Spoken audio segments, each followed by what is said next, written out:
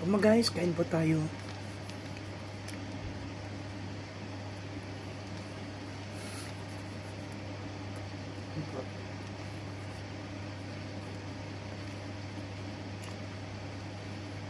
May tilapia tayong hinihaw. Kain po.